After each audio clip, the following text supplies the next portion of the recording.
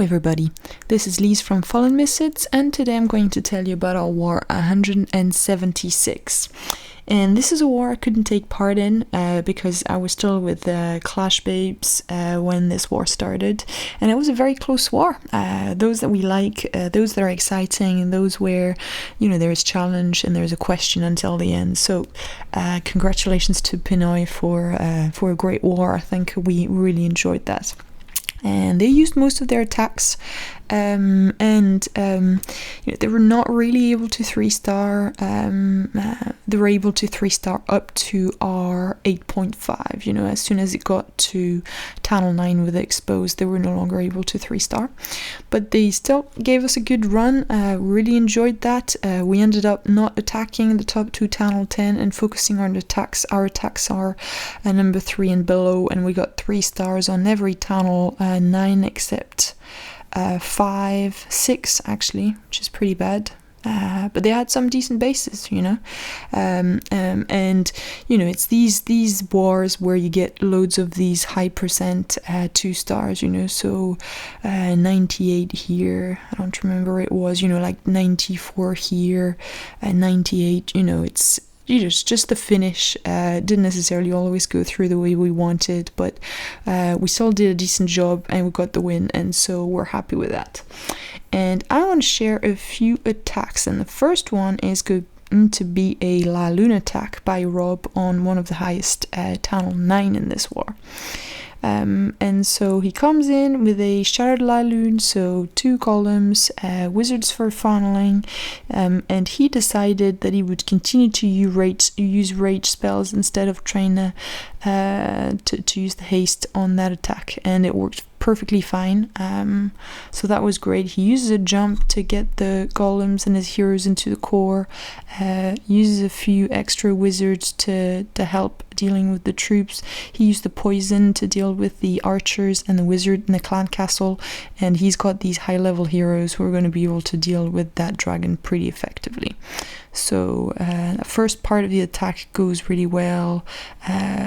You know, when the dragon goes down, his BK is still almost at full health, and he's still not used the ability, so really it's exactly the position you want to be in.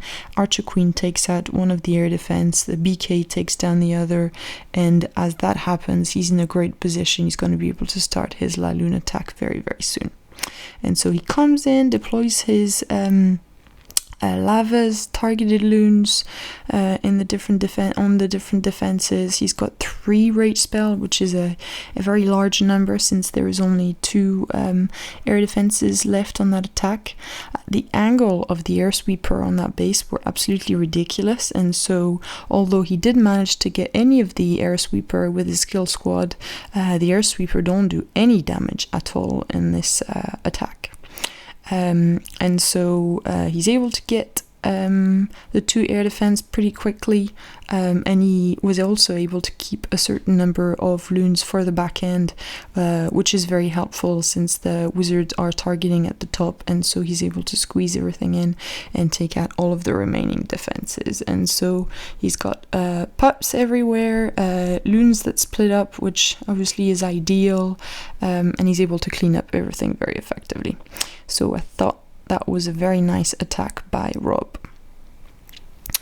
Then let's move on to some Tunnel 8 attacks, because there were some awesome, absolutely awesome Tunnel 8 attacks this war. And the first one I want to show is one from Narciss on a GoVaLo attack, and he goes in with a 3 earthquake to go through those walls, which at Tunnel 8 I always thought was going to be a bit risky, because that means he in effect really only has 1 spell for the entire raid, you know, 1 rage, and that's about it. He's got no heal for those Valks, and I didn't necessarily think that would work, and because of the layout of this base and because of how he deploys his troops, it works wonders, you know, and I really thought that was interesting and I wanted to share it. So he goes in with 2 columns, he's got these wizards for backup, he creates that wide funnel that Valks always need, and as soon as the funnel is nicely created, he's going to be able to put down those earthquake spell and open a big entrance spot for his BK as well as for his Valks. So the Valks are here, they're going in, he's got some tanky big ones in his clan castle, and as soon as they're going to get towards the core, he's going to be able to rage that core and make sure that these Valks get the job done very, very quickly. And because of the layout and the size of that core, the rage covers the entire core and he's able to take it down like so fast. And he also starts the deployment of his loons before all the air defenses are taken down, and this is absolutely perfect timing. The timing on that attack was phenomenal. He gets it all completely dealt with extremely fast. He gets a lot of added value for those loons, and the troops he had in the core, some are still alive. He still has some of the Valks, some of the golems, some of the barbs from raging his BK. Everything is still up, everything is still doing some damage and helping with the cleanup, and I thought it was an absolutely awesome attack. So that was Narciss on a GoVaLo, and the last attack I wanted to share in this recap is the attack on 24, which is, if I'm correct, a LoGoWiPe attack. So on principle, this is a pretty smart town hall layout. The BK is very central, clan castle very central.